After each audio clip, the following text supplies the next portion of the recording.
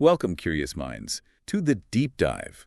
Today, we're diving headfirst into an incredibly timely and, frankly, complex situation. We certainly are. The escalating conflict between Israel and Iran and this looming nuclear standoff. We've got a stack of vital sources you sent in timelines, official reports like from the IAEA, think tank analysis, global news. It's a lot to sift through, but yeah, our mission today is to really try and cut through the noise, look at these different perspectives, and give you a clear, comprehensive understanding. What's happening right now, But basically. exactly why it matters, the potential implications. We're talking immediate military actions, the really high-stakes nuclear diplomacy, which seems to be hanging by a thread, and of course the ripple effects across the whole Middle East. Okay, let's try and unpack this then.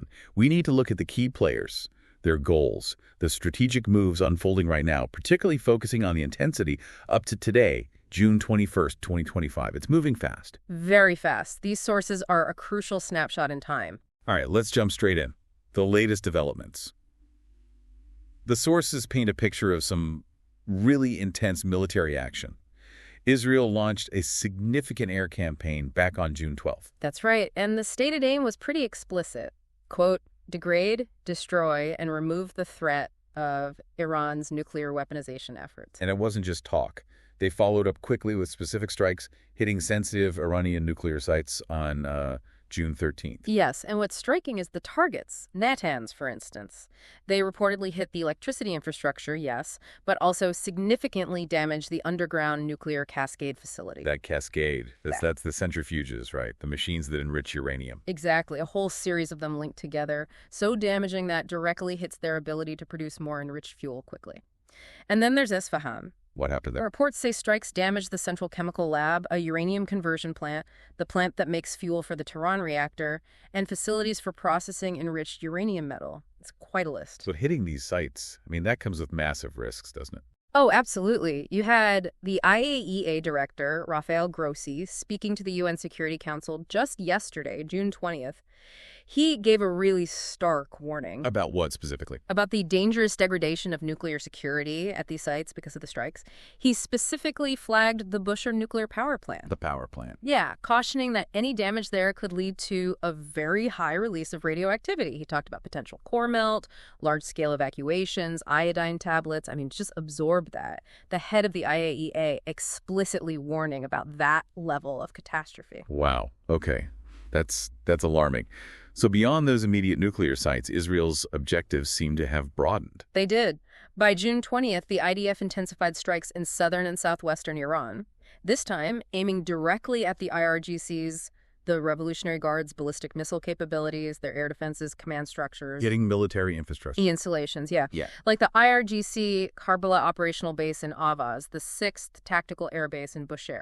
The IDF even put out a claim, a pretty bold one, Which was that they had destroyed about half of Iran's missile launchers. half. That's a huge claim. It is. And it's not just military hardware either. The sources point to another Israeli objective, trying to destabilize the Iranian regime. How so? Well, since around June 15th, they've apparently been hitting internal security institutions across Iran. We're talking the Law Enforcement Command, the Basij militia, IRGC provincial units. Pillars of the regime's internal control. Exactly. And Defense Minister Israel Katz even publicly told the IDF to intensify these strikes on what he called symbols of the regime and domestic repression. That signals a much broader strategy than just hitting missiles. So it's this multi-pronged approach, hitting the nuclear program, the conventional military assets, and trying to shake the regime internally all at the same time. That feels like a really high-stakes gamble. It absolutely is. Not just the obvious military risks, but, trying to destabilize a regime like that from the outside, it's notoriously unpredictable. You risk power vacuums, extremists filling the gap, or even paradoxically, rallying people against the attacker. And it seems rooted in this long-term Israeli position, this red line. Their absolute red line, yes, that Iran will not be permitted to enrich uranium on Iranian soil.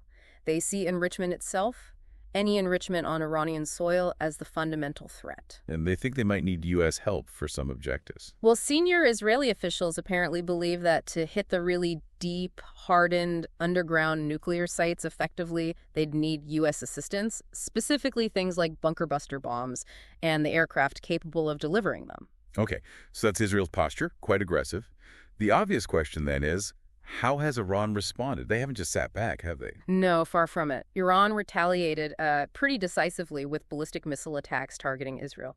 On June 20th, they launched, reports say, approximately 20 missiles aimed at cities like Haifa and Beersheba. And what's significant about those attacks? Well, one thing noted in the sources is the reported use of cluster munition warheads. Cluster munitions. Yeah, these aren't for pinpoint strikes. They're designed to scatter smaller bomblets over a wider area.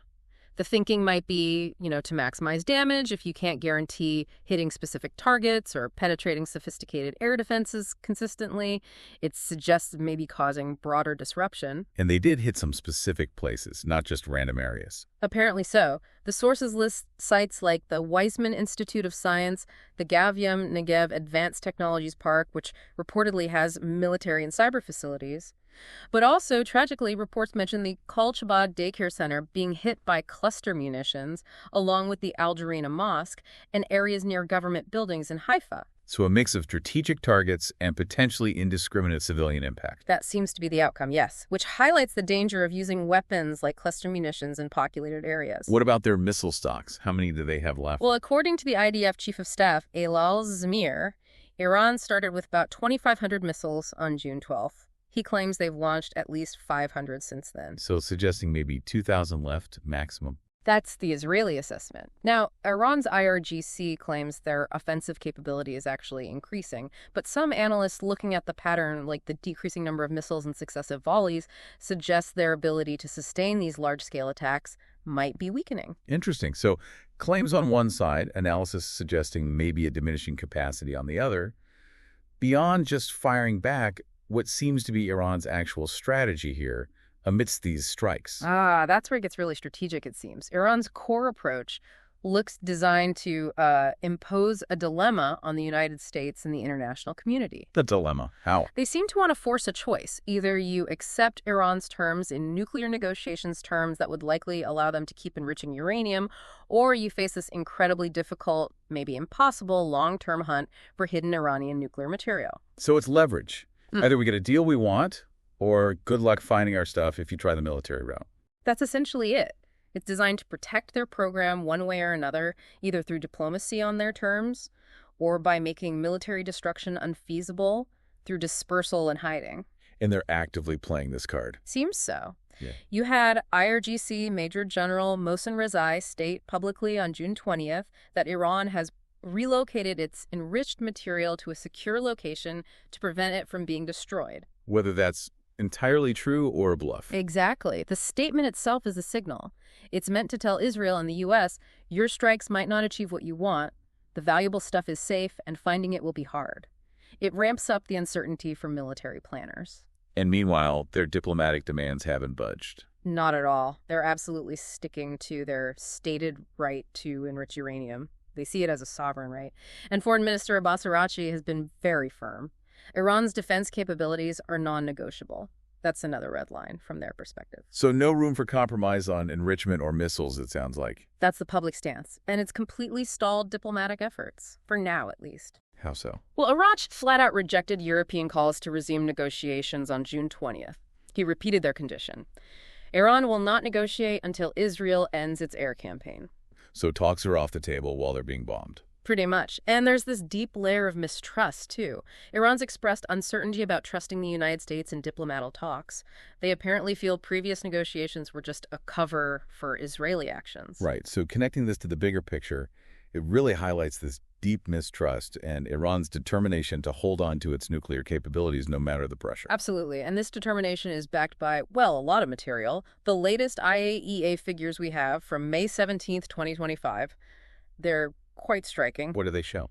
Iran's total enriched uranium stockpile was at 900 and 247.6 kilograms. That's a huge jump, over 950 kilograms more than the previous quarter. And critically, that includes 408.6 kilograms enriched up to 60% U-235. 60%. How close is that to weapons grade? Weapons grade is typically around 90%, but getting to 60% is considered the hardest part. The jump from 60 to 90 is technically much quicker, much easier.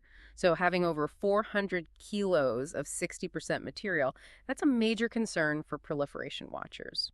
It significantly shortens the potential time needed to produce enough material for a bomb if they decided to go that route. And compounding that concern is the IAEA's ability to actually track all this material, right? Exactly. The IAEA says its ability to verify Iran's stockpile has been seriously affected. Why is that? Because Iran stopped implementing its JCPOA commitments and, crucially, removed IAEA surveillance equipment cameras, monitoring devices back starting in February 2021 and, more significantly, in June 2022. So the inspectors are partially blind. It's led to what the IAEA calls a loss of continuity of knowledge. They can't be sure what happened during those gaps. They don't know for certain how many centrifuges were made or where. They can't track heavy water production or uranium or concentrate processing with the same confidence. Meaning, Iran could have diverted material or built undeclared facilities without the IAEA knowing for sure? That's the core of the verification challenge. It creates significant blind spots and uncertainty, which, in this kind of high-tension environment, just amplifies the danger. Okay, so with all that going on, this immense pressure, the nuclear concerns, the verification issues, how's the wider world reacting? Let's start with the U.S. They've made some visible moves. A very strong show of force, yes. A significant military buildup in the region. The USS Nimitz Carrier Strike Group, for instance, is expected in the CENTCOM area by June 22nd. That's ahead of its original schedule. Sending a message. Clearly.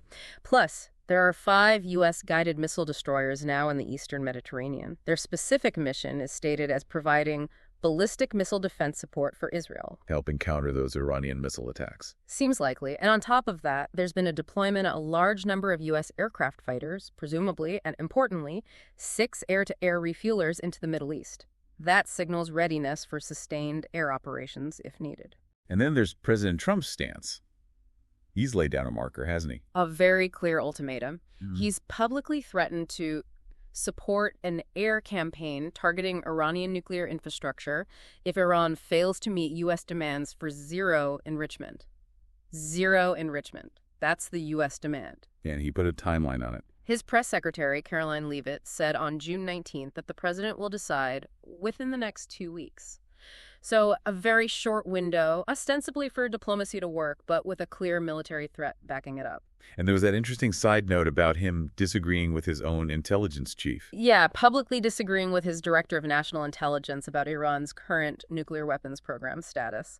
Trump asserted his own view, which adds another layer of, well, complexity to the U.S. position. Beyond the military posturing and threats, the U.S. is also using economic tools. Yes, squeezing them economically. On June 20th, new sanctions were announced targeting 8 entities and 1 individual. These weren't in Iran, but in China, Hong Kong, Singapore, and Turkey. For doing what? For procuring and helping transship dual-use components for Iran's weapons programs, missiles, drones, asymmetric warfare stuff. Dual use, meaning things with civilian uses that can be adapted for military ones. Exactly. Things like advanced electronics, specific materials, stuff that's hard to control because it has legitimate applications too. Stopping that illicit procurement network is key. They also identified and blocked a Panama-flagged cargo ship believed to be carrying sensitive goods to Iran. So it's a multi-pronged pressure campaign.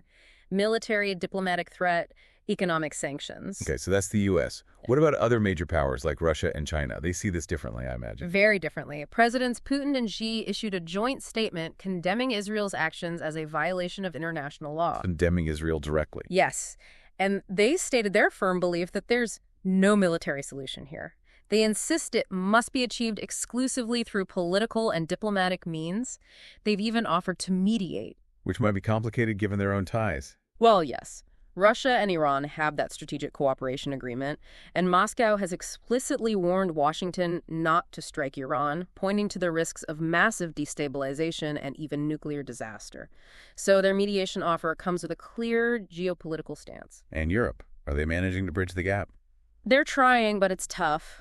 Representatives from France, Germany, the UK, and the EU met with Iran's foreign minister Araki in Switzerland on June 20th. The goal was to urge Iran back to the negotiating table. But Iran said no. As we mentioned, yes. Iran rejected the call, repeating that precondition. No talks until Israel stops the air campaign. It really highlights how little leverage Europe seems to have at the moment, perhaps perceived by Tehran as too aligned with the U.S. and Israel. So, beyond the big state actors, what about the regional picture, the proxies? This could easily spiral outwards, couldn't it? That's a major risk. You have Iranian-backed militias in Iraq, groups like Kataib Hezbollah, Saib al-Haq, the Body Organization. They're actively trying to deter the U.S. from getting more involved. Yeah, by threatening attacks. Exactly. Threatening attacks on U.S. bases in the region, and even threatening to try and close vital shipping lanes like the Strait of Hormuz or the Bab al-Mandab if the U.S. joins the fight against Iran. But is there unity on that within Iraq? That's less clear. You also have Muqtada al-Sadr, the influential Shia cleric, condemning Israel's attacks, but also saying Iraq does not need new wars. That suggests some internal pushback against being dragged fully into this, a desire maybe to keep Iraq out of another regional conflict. And down in Yemen, the Houthis are involved too. Yes, they seem to be coordinating with Tehran. They've launched ballistic missiles towards Israel. Jaffa was mentioned, timed with Iran's own strikes. And they're also threatening shipping again. They are, threatening to restart their attacks in the Red Sea if the U.S. strikes Iran. They specifically mentioned potentially using sea mines to block shipping, which would be a huge disruption to global trade. Didn't they have some kind of ceasefire deal with the U.S. on Red Sea attacks? They did, reportedly, an agreement to cease attacks. Now they're explicitly threatening to tear that up. That's significant leverage they hold. So these proxy actions, they directly threaten U.S. allies in the Gulf too. Absolutely. There's a real risk of attacks, possibly by the Houthis or others, targeting U.S. bases across the region, or targeting U.S.-aligned Gulf states like Saudi Arabia or the UAE. We've seen Houthi attacks on Saudi oil facilities before.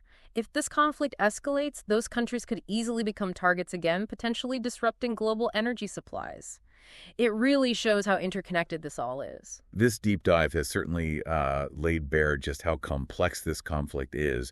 You've got Israel's really determined push against Iran's nuclear missile programs, even trying to destabilize the regime. Right, countered by Iran's strategic brinkmanship, their refusal to budge on enrichment, while all these global powers try to navigate this incredibly dangerous diplomatic landscape. And we've seen how Iran's internal politics, the role of these proxies, the limitations of the IAEA, it all feeds into this incredibly volatile mix. That massive stockpile of highly enriched uranium Iran possesses, combined with the IAEA's verification challenges, that loss of continuity of knowledge, it really underscores the gravity of the situation, the core concerns driving this standoff. What really stands out now is how quickly that diplomatic window seems to be slamming shut. You have President Trump's 2-week deadline ticking down, and Iran just flatly refusing to talk while under attack. It leaves very little room for maneuvering. It does. And it leaves us with, I think, a pretty provocative thought to end on. You have a conflict here where both sides seem to perceive an existential threat. Both sides have demands they call non-negotiable. In that kind of environment, what does it actually take to de-escalate? Is it even possible? Or are we just witnessing right now a fundamental reshaping of power in the Middle East, happening through direct, raw confrontation? The immediate future really does hinge on those questions.